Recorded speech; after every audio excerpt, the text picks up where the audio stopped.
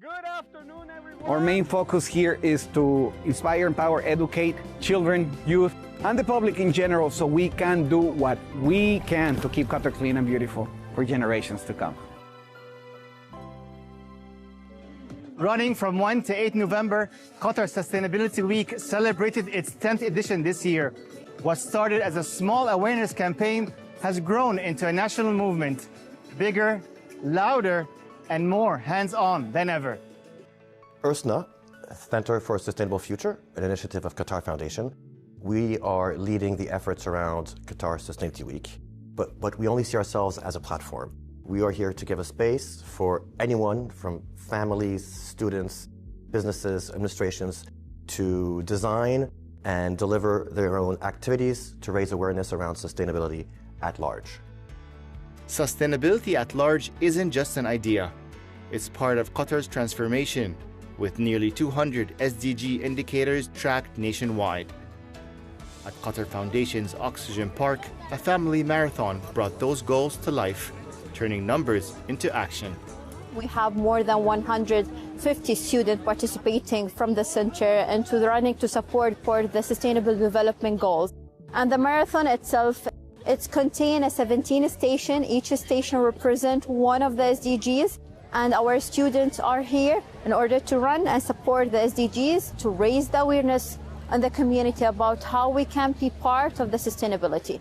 Along Qatar's coast, mangroves are doing the heavy lifting against climate change. As part of the world's largest mangrove relocation, Hamad Port has replanted over 36,000 trees, filtering salt, absorbing carbon, and anchoring shorelines, helping Qatar cut greenhouse gas emissions by 25% by 2030. We at URSNA, at Qatar Foundation, in line with the Qatar National Vision 2030, we are implementing with the Ministry of Environment and Climate Change some parts of their strategy, mainly into the wildlife conservation and restoration. And one of these projects is the mangrove restoration project. So this project is meant to develop resilience in the coastal zone by planting 40 hectares of mangroves. From mangroves to beaches, families are rolling up their sleeves to tackle Qatar's waste.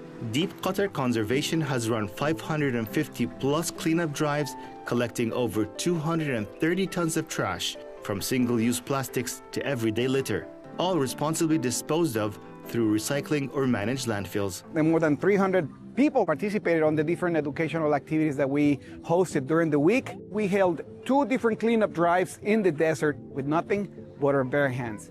In addition to that, I did some school visits where we talked about the global and local impact of plastic pollution, focusing on what we can do to help mitigate the problem. Trash isn't just on beaches or in deserts. It accumulates everywhere. Enter e-waste. Electronics are everywhere. Phones, tablets, keyboards, cables. When they stop working, they can pile up fast, creating a serious waste problem. Qatar Foundation is collecting these devices, breaking them down, and recycling the valuable materials inside. Electronic waste is the fastest growing waste streams in the world.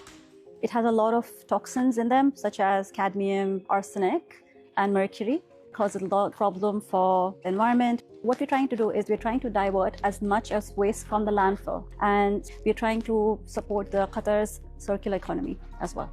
Circular action is taking over Qatar. The country is targeting 2 to 4 gigawatts of solar capacity by 2030 and has already cut electricity and water consumption by around 20% in the last decade. This shift sets the business foundation for sustainability at large. We've got Qatar Foundation who have introduced the Clean Plate campaign within their restaurants and cafes in the whole of Education City, where they're asking people to just put whatever they know they're going to eat on their plate, because food waste is a huge issue and a huge challenge here in Qatar. We've seen, for example, in the hospitality sector, the hotels focusing on their sustainability initiatives, whether related to recycling, whether related to eliminating plastic within their operations. Qatar Sustainability Week has become a force for change, aligned with national targets and measurable metrics. Solar and other renewables are set to triple in Qatar's energy mix, reaching 18% by 2030. Sustainability here isn't just a slogan, it's a strategy in motion.